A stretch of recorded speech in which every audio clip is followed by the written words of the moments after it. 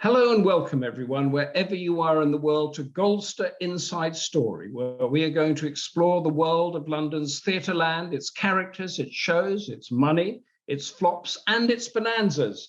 My guest has been a theatre critic for the Financial Times, The Observer, the Daily Mail and many other publications. He is also a serial biographer, including books on Andrew Lloyd Webber of Argentina and Jesus Christ Superstar fame, and Maggie Smith, most recently of Downton Abbey fame. And his latest book is Master of the House, The Theatres of Cameron Mackintosh, who has bought, refurbished, and still owns 8 West End theatres, and is the genius behind shows such as Cats, Miss Saigon, Les Miserables, and Hamilton. So without further ado, welcome Michael Coveney to Goldster Inside Story. Thank you, Humphrey. Hello. Oh, how are you? It's a wonderful room you're in. How many books have you got there? Well, there's some of my books in this room. This is my den, and I sit here and look at a blank.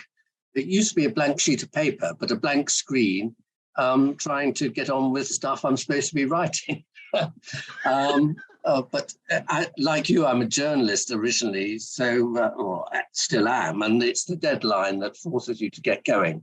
But I sit in here and I've got all my files, which are out of shot at the moment. Some of my books, some of them I know where they are. Most of them I can't remember where they are, and they're also all over the house. But you know, this is my life in paper, as it were, surrounding me. It's wonderful. Now, in Master of the House, which is the most beautiful book, one of the most beautiful books I think I've ever had on any show at all, there's a foreword by Cameron Mackintosh, Sir Cameron Mackintosh, in which he says, "Ever since I was 8 years old, all I ever dreamed about was being a theatre producer." When you were 8, Michael, what did you dream of being? I was going to be a star player for Manchester United. I grew up in Essex, and my first football team, and football is a great passion of mine, was West Ham United. But in those days, if you remember, the Busby Babes were the thing, and it was everyone's second team. Great players like Bobby Charlton and Dennis Law, and later on, of course, George Best. And they were the glamour team. They were the Real Madrid of English football. And I was besotted. I loved playing football. I played in my school team. And I think I was put forward to be in an area representative team, but I failed the test. So at that moment of bitterness and disappointment, I decided to be a theatre critic. And so how old were you when you failed the test? I suppose 10 or 11. Yeah, but it was 10 or 11, yes. It's interesting at the age at which these things strike us. And you said sort of bitterness. Did you go away and sort of kick the grass and throw stones into the sea or something? No, I was very emotional. But, you know, at school, the big things were football and music and theatre for me. And I was very lucky going to a Catholic grammar school where we had a great orchestra, and I played timpani and piano in the orchestra, and we put on an operetta every Christmas. And we had a wonderful music master who later in life I discovered he came from an old army family. He had the biggest feet I've ever seen on any person ever. He was called Tom Arnell. It turns out he was the uncle of Terry Hands, the great theatre director of the Royal Shakespeare Company, alongside Trevor Nunn. I never knew that at the time. But this man changed my life by taking me through O-level music and A-level music. And I grew to love opera and anything that moved musically, really. I have very broad Catholic tastes, and they include Les Miserables, Cats and Phantom, as it happens. And in fact, I wrote the book about Andrew Lloyd Webber because at a certain stage in the 1990s, I got very fed up. You know, there's a knee-jerk reaction about Andrew Lloyd Webber, and the composer is Stephen Sondheim, who I admire enormously. And Andrew Lloyd Webber is somehow thought to be in for a dig and not quite intellectually respectable. And I wrote a book, defending his music and defending his talent, really. That was the impetus for it. And of course, Cameron was involved in that in his life, and Cameron Mackintosh and Andrew Lloyd Webber were the most fantastic combination of producer and creative artist that we've had in our lifetime, I think. And they still are, because as I mentioned, Andrew Lloyd Webber is Jesus Christ Superstar, The Cats, I think, and Argentina, and many others, and Cameron Mackintosh, Les Miserables, and others, and they combine to produce shows. So they are the top supremos, aren't they, of London musical theatre. For those that have joined us on the podcast and the catch up on this, we are running a competition. It's a live competition, but you can have fun with it too. As you listen to Michael, guess what his favorite musical is. And we're going to be discussing a lot of musicals. We will mention it, and it's not an unfamous one, as we go through his wonderful book, Master of the House. We've got a couple coming in, Michael. Lilette Butler guesses Hamilton. Geeta Garg guesses Cats or Jesus Christ Superstar. And Judy says that was going to be my question. So Judy, tell us which one you think, and tell us, all of you, what your favorite musical is. Give us, we started talking about Andrew Lloyd Webber and who you've written about, and Cameron Mackintosh. Give us a pen picture very briefly of both of them. Who is Cameron Mackintosh? Cameron Mackintosh is like Tigger, he bounces. He's like a firework waiting to explode more or less every 5 seconds. He's a man of incredible energy, enthusiasm, and as a producer, he's like all great producers. He's rather ruthless, and gets his way. Most things. When doing this book, I talked to the interior designer of all his theatres, a wonderful woman called Claire Ferraby, and she said the thing about Cameron is he likes to be given all the options, whether it's the wallpaper or the furnishing in the theatre or the colour scheme here or there. And she will provide those alternatives. And she says, the thing is, we have an argument, we disagree, but in the end, he always comes up with the right answer. In other words, he agrees with what the experts have, like Claire, have given him. He's absolutely obsessively concerned with every single detail. And if you go to any of his 8 theatres, you will see this now. They are beautifully maintained, they are beautifully decorated, they are wonderful places to sit in. And I'm afraid that can't be said of most West End theatres outside of his domain. And so when you talk about detail, I like this idea. So he will go in and look at how the bar is set and how the seats are set and how the backstage works, and put his view onto how it could be done better. Yes, not only his view, his command. I mean, he will then get on the phone and all hell will break loose. He is absolutely disgracefully meticulous about everything that goes on his watch inside his theatres. I think I said to you in another conversation, Humphrey, his great passions are his houses, his boat, his holidays, and his theatres. And he wants to create the best personal circumstances in all of those places. And in the theatre, of course, he does it for the audience. In other words, it's not enough to see a great show. You have to see a great show in a great environment, as comfortable and as welcoming as he can possibly make it. And give us a pen picture of Andrew Lloyd Webber, his counterpart, a rival and colleague. Well, Andrew Lloyd Webber is a genius, and he's happiest when sitting at a piano, composing and writing music. All his musicals come from him, not the ideas for them.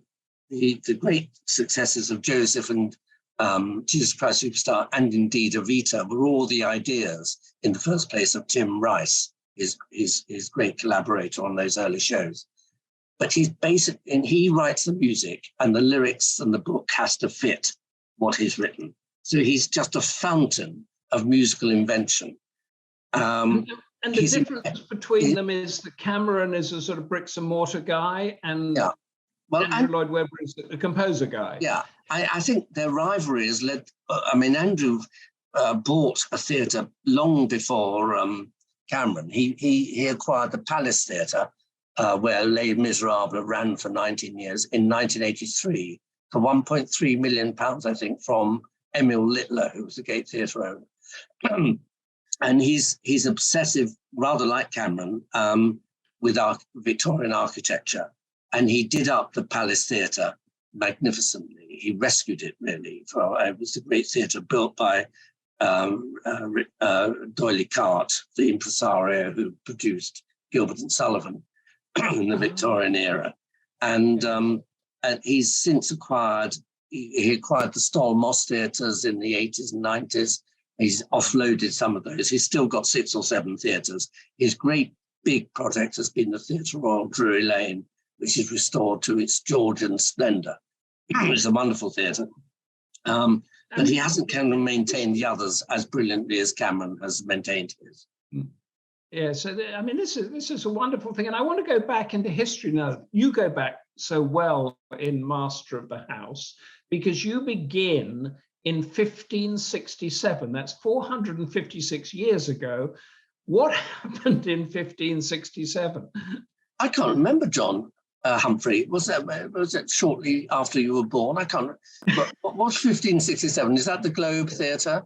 And I'm aging well, aren't I? That's Goldster healthy aging. You see, is feeding into me. What was 1567?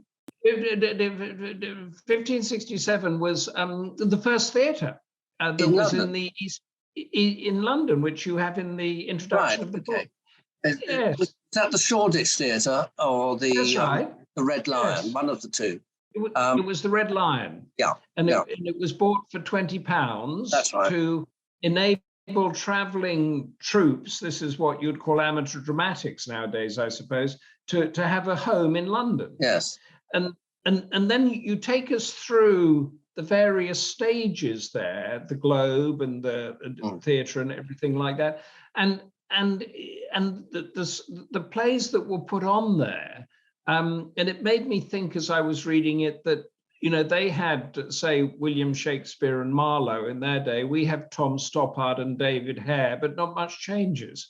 No, I mean the thing is about the theatres were built in order to make money and to entertain the local populace. I mean, there was nothing else, obviously, in those days. The theatre was the thing, and people used to go to the open-air theatre in the middle of the afternoon and see a Jacobean play, say, or Shakespeare play. They loved blood and gore and guts and thunder, and this was all very well caught in that marvelous film, Shakespeare in Love. Was it the one that Tom Stoppard scripted? Yes. And it was a great popular thing. There was no distinction between amateur and professional. You worked in the theatre, hopefully to get paid by a patron. In Shakespeare's case, the Lord Chamberlain's men, and in Shakespeare's case, he was also, as a leading actor, a stakeholder in the theatre that was built on the Globe on the South Bank in early 17th century, wasn't it? Or late. So apart from the technology and everything like that, because Shakespeare still fills houses, his plays fills houses around the country and around the world. Has much changed? The people still the same, the producers the same, the actors the same, the cutthroatness the same?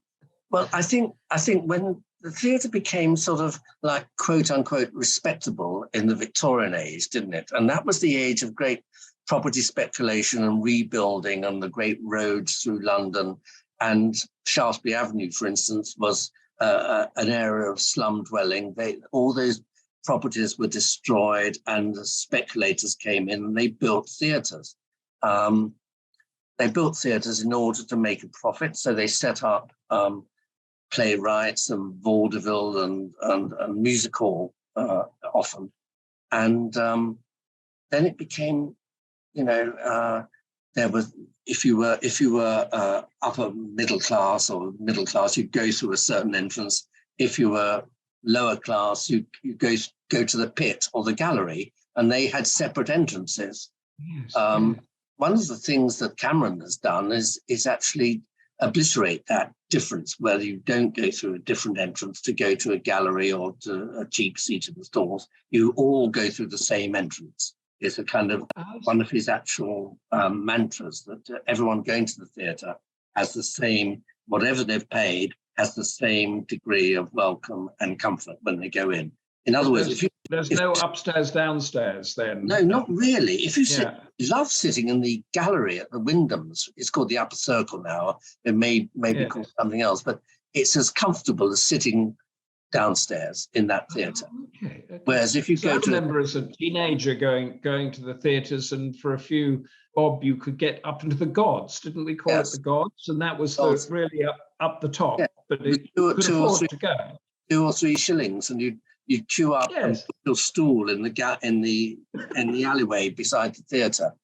Yes, I did that too. I saw Laurence Olivier play Othello at the Old Vic in 1963, and I stood at the back of the stalls I was doing my A-levels. My brother went up to town early, and we got 2 shilling standing seats at the back of the stalls to see the greatest performance in Shakespeare I've still ever seen, with Laurence Olivier blacked out as Othello.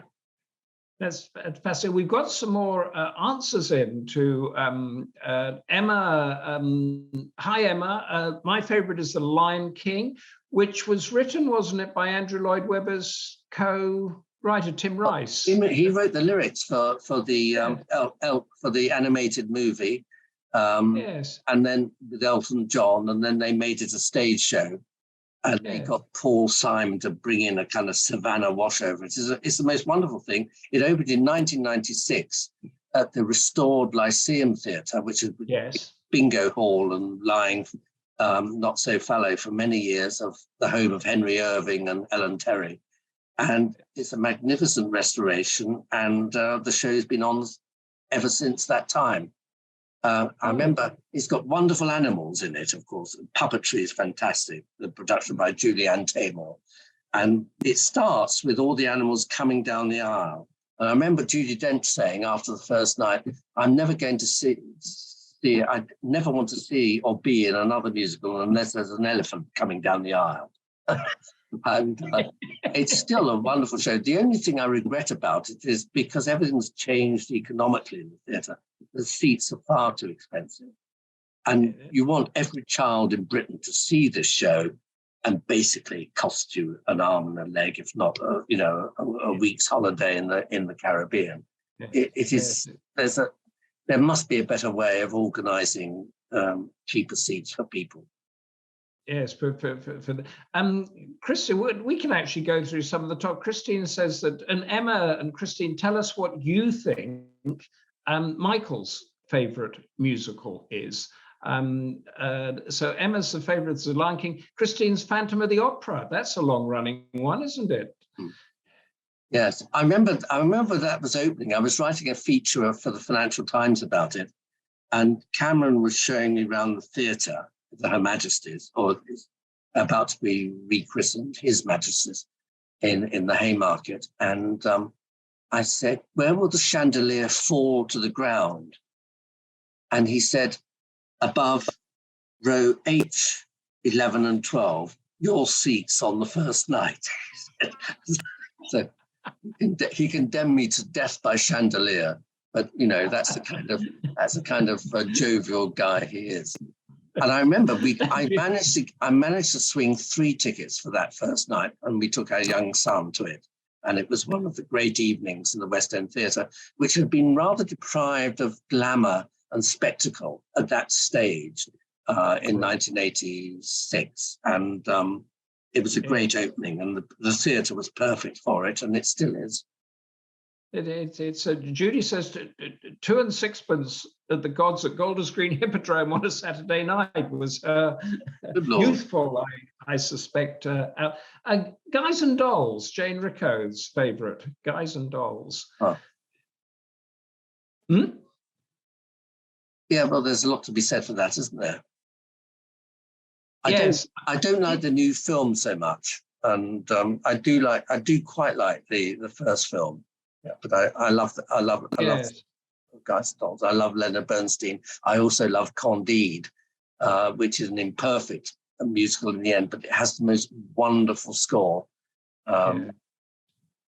Yes. And now getting back to Cameron, he appeared and worked in 1965 on Oliver, Yes. that famous musical in the Albany Theatre, which he now owns. Yes. And that was the beginning of his career, was it? Oliver's very important. I mean, he was taken by his aunt to see Salad Days in 1954, and he always says that's what made him want to go be a producer and go into the theatre. He, being Cameron, he was 8 years old wearing a kilt because he's Scottish, and he walked up at the end of the show and bearded the bloke playing the piano, who happened to be Julian Slade, the composer. And Julian said, "Oh, hello, young man, what do you want to be?" He said, "I want to produce musicals like you've just written, mate." He said. Oliver was his first professional job, I think. He auditioned for the 1965 touring production. He saw the original production at what was then the Albury Theatre, his aunt, and he auditioned and he got a job as an assistant stage manager and small part actor. He played the Pie Man in the national tour of Oliver, and was very ended up, I think, running the show really on the road. But he was very young and precocious. And then his personality was coming through then, I presume, which is why he rose. He was becoming known, and he was producing then rather unsuccessful touring productions. There was one of Mrs. Dale's Diary called The Dales, which was a complete fiasco. And he'd produced all sorts of things. He became the man who produced Godspell after it had been done in the West End. He was known as Mr. Godspell for some time. And then he had, as you reminded me, a flop with Anything Goes. And he kept losing money, and he had 3 bank accounts so that he could pay one creditor out of one, and it wouldn't get to where it was supposed to be going till 2 weeks later. And he lived by the seat of his pants, really. And then in 1976 was his first big success, his compilation show of Stephen Sondheim, Side by Side by Sondheim. Oh, okay. Yes. But by then he'd also presented, and then the next year he presented a revival of Oliver in the West End, in the theatre where he'd auditioned for the role on the touring production. As you say, the theatre he ended up owning. And many of his theatres, the Wyndhams, the New, those 2 theatres were part of the Donald Albury family. They were the big theatre owners at that time, and he took them over. And he's made that elision from the Albury family to his own empire very, very judiciously, and very, I find it very moving, that they were family-owned theatres and well-maintained and well-programmed. And he's taken that on and moved with it, just as the way when Bernard Delfont identified him as the possible owner of the Prince Edward and the Prince of Wales in 1991, because he knew that Cameron was the coming producer who cared about the future of the West End, not only in its programming, but in its fabric. And that's what he's lived up to, the example of those people, and taken it on to another level. And so this is a person, it's not a venture capitalist from Asia or America. No, he personally owns and loves these theatres, these buildings. And he's been able to maintain them and build them and restructure them because of the profits he's made as a producer with those great shows you've mentioned. And 2 things I wanted to talk to you about, one more bit of history, then I want to ask about what it takes to put on a production. You mentioned at the end of the 1960s, the West End was crumbling and there was talk about pulling it all down and building something else. Tell us about that. Well, there was. Do you remember Covent Garden was going to be completely steamrolled, and they were going to obliterate several theatres. I don't think the Theatre Royal Drury Lane, but others around it, like the Fortune and the Strand and the Vaudeville down down that way were threatened. And the Covent Garden Market moved out and it went to Nine Elms, where it still is. Yeah. And then there was a great backlash, a great campaign by the Society of West End Theatres and to save the West End, and they won. They overturned what the GLC, the Greater London Council, were proposing. Yes. And these theatres were given grade 2 listed status, and so they survived. But it was a close call in the mid-70s, actually. And then at that point, there was an inquiry into the expense and cost of maintaining these great century-old theatres, and it came up as kind of like something like the 250 million pounds that Cameron himself has now spent, and the government weren't going to support it. The Heritage Lottery Fund, they weren't going to support it. So these theatres have been left to be maintained by their owners.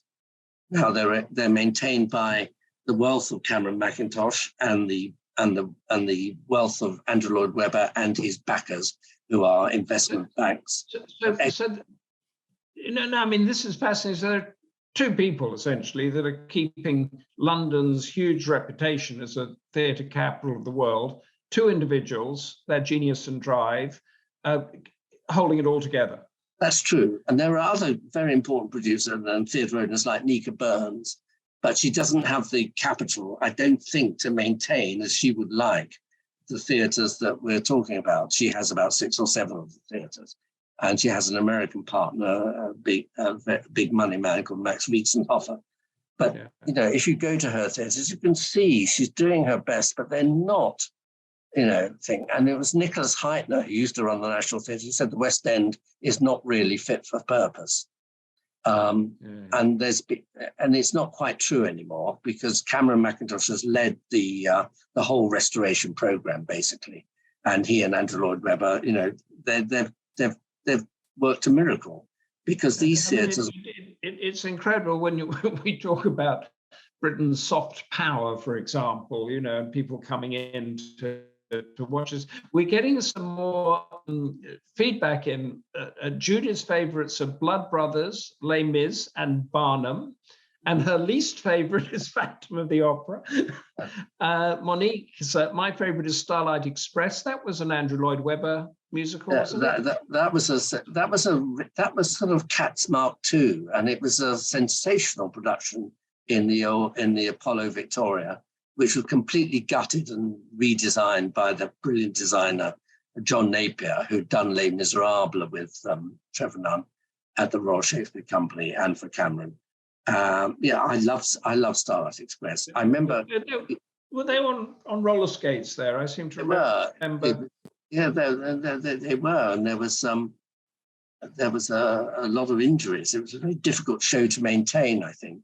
There was a marvelous moment on the opening night, I remember, that in the middle of a song called There's a Light at the End of the Tunnel, the electrics went completely, because there was a BBC outside broadcasting company and they crossed the wires and something happened. There was a kind of, wipeout of the technology.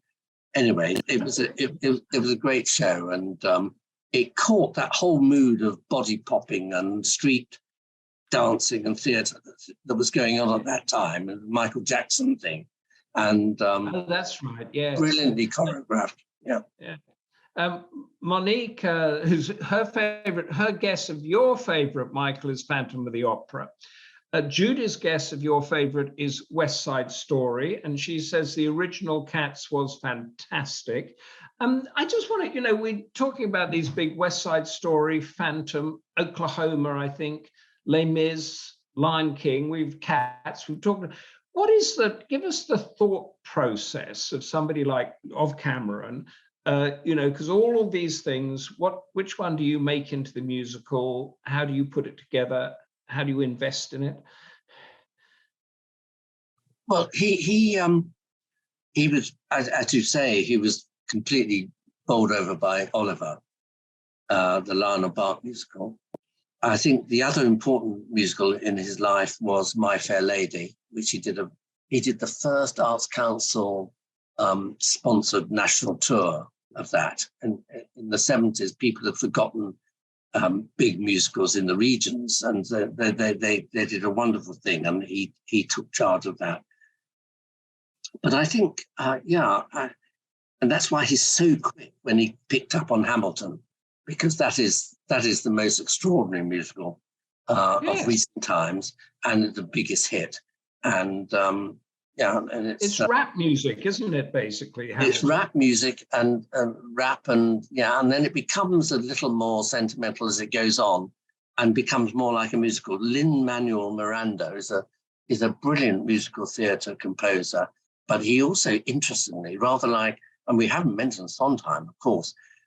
Rather like Sondheim, he's absolutely immersed in the history of what happened in musical theatre. I mean, Sondheim was a protege of Oscar Hammerstein, who worked on those great musicals with Richard Rodgers. And he's taken the musical in a different direction completely from, obviously, Andrew Lloyd Webber, who was a child of the rock and pop era. Yeah, exactly. Yes, but the Hamilton, I mean, it's steeped in American history, which so it's sort of got sort of insight and ballast to it. But when you're sort of casting around as to what do next, why would you go for Hamilton instead of, say, West Side Story? To do, you mean? To put on? Is that what you mean? I think Cameron just responded to the newness and freshness of it, and it came from a source of work in New York that had been tapped by Lin-Manuel Miranda, and it was the new energy. Right. Yes. Okay. And it was completely new, whereas West Side Story is old, so you'd have to come with something new. He might very well. I don't think now he will revive West Side Story. I'm not quite sure on the copyright surrounding that show. I do know that Trevor Nunn very much wanted to do a revival of West Side Story with 17-year-old kids in it, and that never happened.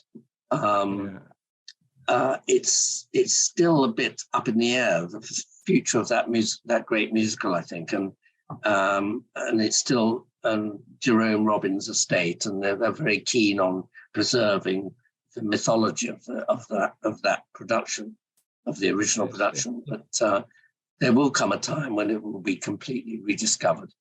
In the same way that Oklahoma has just been rediscovered by a rather brilliant production, came off, left out of the blue on Broadway, and is now in London, and is nothing like any Oklahoma you've ever seen. And as we're running a little bit out of time, and I want to go through the theatres that you've got in your book. You've got the 8 theatres: Prince Edward, Prince of Wales, Novello, Wyndham, Noel Coward, Gielgud, Victoria Palace, and Sondheim. These are Cameron's theatres. Give us a little one line on each of them and why they're so special. Well, what happened in 1991, Bernard Delfont, as I said, who owned the Prince Edward and the Prince of Wales, rang up saying, I can't carry on with this. Would you be interested? And Cameron decided he was, and they formed a company called Delfont Mackintosh. And he said, I'll only enter this bargain if I'm allowed to do what I can to restore them and update them, which he did. And they are both Art Deco theatres. And he had a brilliant architectural firm, Renton Levin Wood, and sorry, I can't remember the name, but anyway, they were great. And the successors in that company are now with him. And Julian Middleton, who's the great architect of the restored Victoria Palace, comes from that line. And so there were theatre architects as opposed to architects, if you know what I mean. And people who had worked in the theatre, worked on theatres around the country. And then he got a call out of the blue from someone in Ireland saying who the Guinness family owned the Novello, and would he be interested in buying it for a bit? And he drove a hard bargain and acquired what was then the Strand Theatre and is now the Novello Theatre, named in honour of Ivor Novello, the great composer of the mid-20th century musicals. And then it just followed. Then the owners of the Wyndhams and the new theatre, the lease was coming up, and Cameron was in the mix for that. And although he underbid a bigger bid for those theatres, the Salisbury family, the Marquis of Salisbury, they liked the cut of Cameron jib, rather like Delphine. They knew this guy was in for the long haul and cared about the buildings as much as he did about what went on the stages. So he got those two, and then the rest followed after that. He bought the Victoria Palace, and then the Sondheim and the Globe of the Gielgud. That was another pair of theatres, and he now owns that whole island site in Shaftesbury Avenue, where his technical offices are. And Victoria Palace is Hamilton at the moment, isn't it? And Sondheim is Les Mis. Les Mis still, and the Gielgud has To Kill a Mockingbird, a great production from America. Oh yes. I mean, the thing about Cameron is because his theatres are the best theatres to work in, he can attract the best possible incoming productions. And so you've got The Life of Pi at Wyndham's, which has been a sensation. And in the Noel Coward at the moment, you've got, you did have Evan Hansen, and now you've got Best of Enemies, which is one of the best new plays of the year, which is a dramatisation of those television debates between William Buckley Jr. and Gore Vidal. I saw it the other day. Nobody remembers who they are apart from people as old as us, Humphrey. But that was the great era of television debate, and James Graham has written a play which is quite brilliantly centred around the Republican nomination convention in Chicago in 1968, where Mayor Daley and his police force were beat up demonstrators. It was a flashpoint. So it's a fantastic array of stuff. I'm just going to ask you to hold there, Michael, for a moment, whilst I tell our wonderful audience and podcast listeners and streaming catch-up listeners what we've got coming up on Goldster Inside Story. And then we'll come straight back to you. Friday, January the 6th, which is tomorrow. I'm with Mark Everglade, who is a young science fiction writer who specializes in a genre called cyberpunk. If you don't know what that is, remember Blade Runner. That's the genre we're in there. Lucinda on the 12th is with Midge Gillies, Piccadilly the Circus at the Heart of London, which is right next to the West End. So we have a theme developing there. January the 13th, Lucinda is with Sam Blake, whose new book, The Mystery of Four, is set in a country house and inspired by Agatha Christie's Murder is Easy. And then I am January 19 with Lisa Unger, the New York Times bestselling master of suspense with her latest The Last Girl Ghosted. Lisa is brilliant at delving into the psychology of her characters.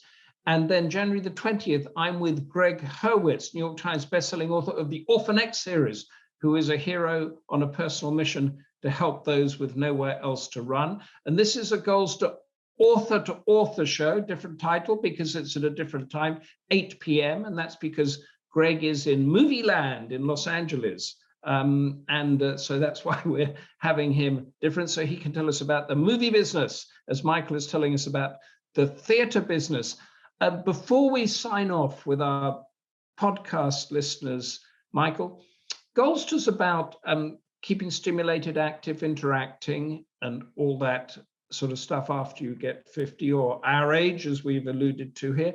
How important is theatre to that whole concept of keeping the mind agile and young?